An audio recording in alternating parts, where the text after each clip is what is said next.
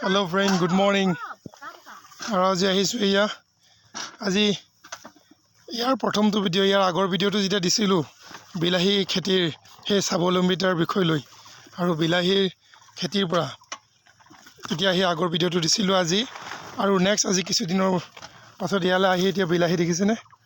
গোটেই বিলাহী পকিছে ৰঙা ৰঙা বিলাহীৰ কোৱালিটি চাবলৈ আপোনাক ভাষা নাই ক'বলৈ ইমান ধুনীয়া বিলাহী গতিকে বিলাহী এতিয়া অজস্ৰ বিলাহী দেখিছেনে বিলাহী মানে একদম এনেকুৱাকৈ পকিছে মানে ছিগি আদায় কৰিব নোৱাৰা অৱস্থাত পাইছোঁগৈ গোটেই বিলাহী আৰু বিলাহী এতিয়া গছৰো মানে শেষ অন্তিম পৰ্যায়ত আছে আৰু বিলাহী এনেধৰণে লমালমে একদম পূৰা লাগিছেহে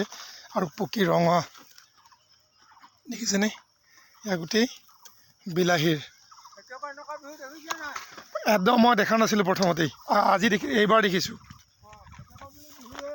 খেতিয়কৰ বিহু সেইকাৰণে আমাৰ অসমত এতিয়া আমি ক'ব লাগিব বিহু আমাৰ কেইটা চাৰিটা এটা হ'ল খেতিয়কৰ বিহু এয়া খেতিয়কে যেতিয়া নিজৰ কষ্ট কৰি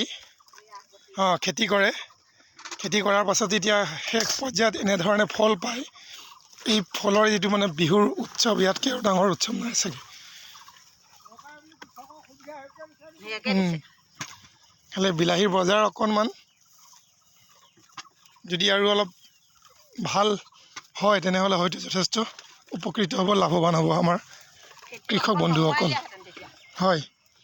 তো গতিকে তথাপিও বিলাহীৰ যিটো কোৱালিটি এইবোৰ বিলাহী আচলতে দেলহিলৈ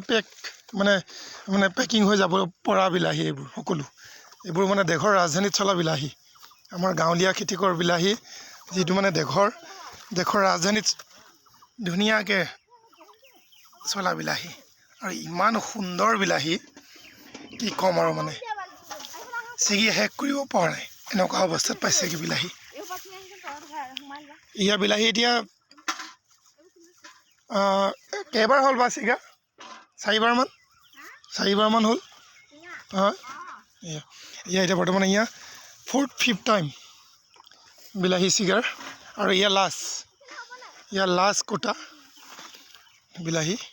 দেখিছেনে কিমান ধুনীয়া অতি সুন্দৰ হয় আমাৰ খেতিয়ক সকলো বন্ধুৱে যথেষ্ট